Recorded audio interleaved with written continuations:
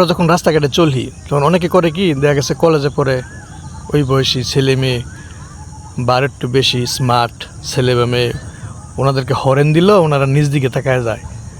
আসলে বিষয়টা ওইটা না। আপনারা রাস্তাঘাটে চললে যতটা সতর্ক হয়ে চলা যায়, এখানে নিজের অনেকে নিজের ইগু ধরে রাখে যে আমি হরেন দিতেছি, আমি দূর দিয়ে মিজে এরকম না বিষয়টা।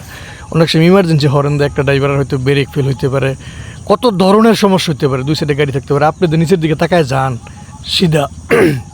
এখন আপনি যদি এদিক সেদিক না তাকান, অনেক সময় এরকমও হতে পারে আপনাকে দৌড় দেখ সেটা গিয়া ফেহার মেজে পড়ে হলে আপনার যান বাঁচাইতে হইব।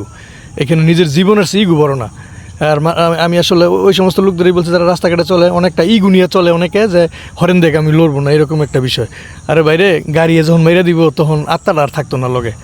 যেমন এরকম একটা পরিস্থিতির মধ্যে আমি আজকে পড়ছি, আমি যখন গাড়ি চালায় আসতেছি সেন্ট্রাল কলেজের সামনে, এই যে হরেন দিচ্ছি, এই সাইডে একটা জলসিঁড়ি আরেকটা জলসিঁড়ি বাড়িতেছে, ওই মেয়ে হয়তো কলেজে পড়ে, যতটুকু সম্ভব ওই মেয়ে মানে কোনো দিকে তাকাইলই না, ও নিচের দিকে তাকায় যাইতেছে, মানে ওর মতো করে আমার পিছনে যে যাত্রী ছিল ওই মেয়েটার ব্যাগে ইয়ে দিছে আরেকটা জলসিঁড়ি আবার ওই সাইড যাইতেছে।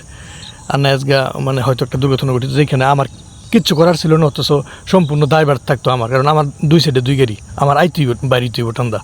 হ্যাঁ হরেন দিয়েছে, হরেন ধরে ইমার্জেন্সি হরেন ধরে রাখছে, বুঝতেছে না নিচমিচ জায়গা হয়ে গেছে, একটা ইঞ্চি জায়গা ছাড়ছে না, তো 2 জায়গা, কিন্তু 2 থেকে 2.5 জায়গা মেইন রোডের মধ্যেই ছিল।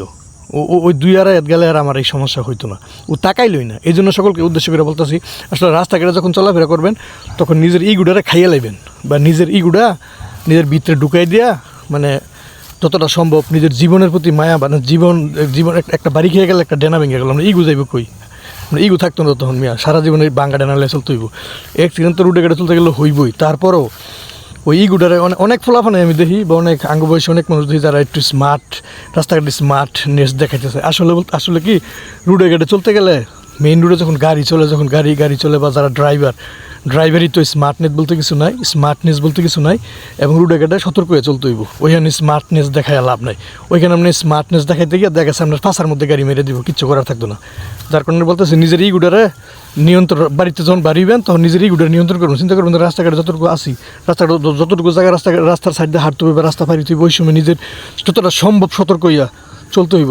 যে একটা গাড়ি আইতেছে উড়া দূরে, আমি একটু অনেক সময় আমার হয়তো কি যে লজ্জা লাগে, আরে আমি একটু দূর দিব বা একটু সাইডে এদিকে যাই, লজ্জা লাগে, মানে দেখলে কি আরে কি এর বেটা লজ্জা। তো লগে যদি টয়লেটের থাকে কি কয় এটা টাঙ্কি থাকে, ওটার মধ্যে ফালদা গিয়ে ফিরে নিজের জীবন বাঁচা, নিজের জীবন গেলে লজ্জা কিছু হয়ে যায় না। লজ্জা কি আবার নিজের জীবন না বাঁচলে ইগু কি রে, নিজের মানে ইগু কি এর, নিজের জীবন না বাঁচলে কিসের ইগু, আগে জীবন বাঁচাইতে হইব। আর ইগু গুছে এগুলো খাইয়া লাইন, এগুলো বাঙালি হয়েছে হয়তো দেখি আমরা, আশ্চর্য লাগে এগুলাই, রাস্তাঘাটে হরেন দিলে রাস্তাতে সরে না। অনেক সময় অনেক অ্যাক্সিডেন্ট আমার কাছে মনে হয় যে এই কারণেই হয়, কারণ এতদিন ধরে গাড়ি চালাচ্ছে, অনেক দেখছে এই সমস্যাটা হয়, লড়ে না, বা নিজেও আগে লড়তাম না, লড়লে আরেকজন নতুন দেখলে কী করবো। মানে এই যে একটা ফালতু জিনিস বাঙালিকে ভিত্তি, মানে এটা আসর করছে, এটা দূর করতে হইব। রাস্তাঘাটে চললে খুব সাবধান হইয়া খুব সুন্দরভাবে চলতে হইব। ওই নিজের স্মার্টনেস, নিজের ভিতরের ইগো আরেকজন দেখলে কী করবে, এগুলো বাদ দিয়া